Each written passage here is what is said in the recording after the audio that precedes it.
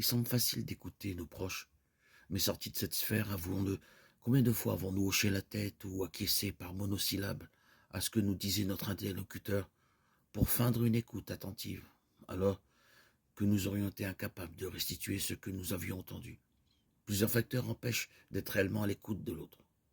En premier lieu, les distractions et préoccupations. Un ami aperçu à l'autre bout de la salle, ou le téléphone vibrant dans une poche, un travail qui attend à la maison, une gêne physique ou encore une réelle difficulté à se concentrer. Ce peut être aussi un manque de considération pour l'autre ou encore la prédominance de notre ego, qui tend à interpréter et à juger d'emblée ce qu'il entend selon ses propres critères. Écouter n'est pas entendre. La présence physique n'empêche pas d'être un peu ou totalement absent. Nous pouvons entendre une lecture de la parole. Mais peut-on se vanter de toujours les écouter? Le Christ nous le demande pourtant. Faites attention à la manière dont vous écoutez. Luc 8, 18. Cultivons donc l'écoute active. Mais qu'est-ce à dire? Il s'agit de se rendre physiquement et intellectuellement disponible, afin que toute notre personne participe à cet effort d'écoute. Il faut pour cela s'intéresser sincèrement à ce que me dit mon interlocuteur, l'accueillir avec empathie, accueillir son vécu et ses émotions, deviner ce qui n'est pas dit à travers la posture, le regard, les gestes de celui qui me parle, et bien sûr résister à l'envie de juger, d'interpréter, de parler de soi, de donner immédiatement son avis ou de finir les phrases de l'autre.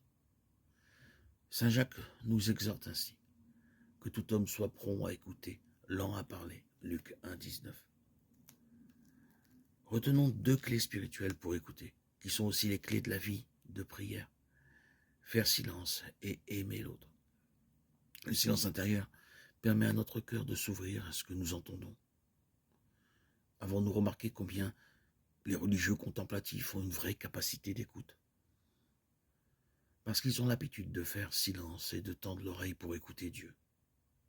Aimer l'autre, oui, car si nous avons décidé consciemment ou non que l'autre ne nous intéressait pas, il aura beau partager des choses d'intérêt, nous ne l'écouterons pas.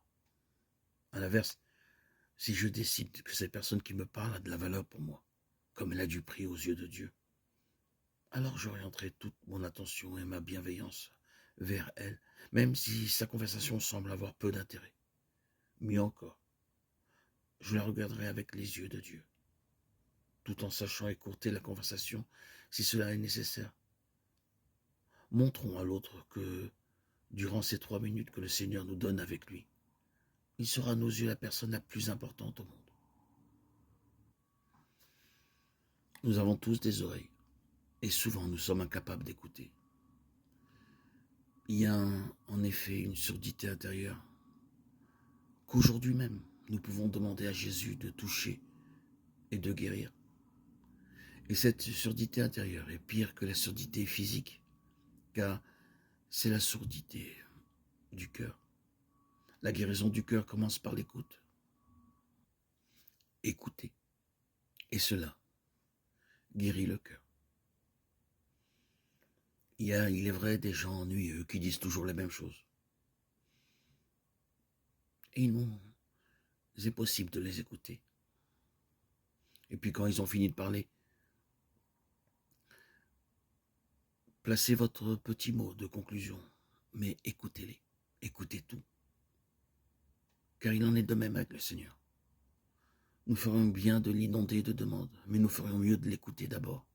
Jésus nous le demande. Dans l'Évangile, lorsqu'on lui demande quel est le premier commandement, il répond « Écoute Israël ».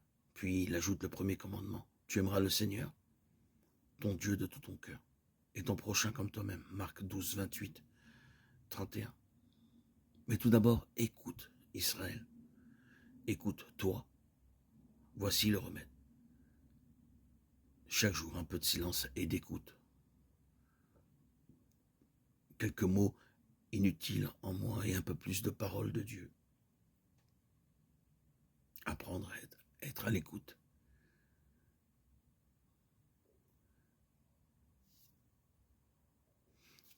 Est une clé importante pour connaître l'autre, connaître Dieu.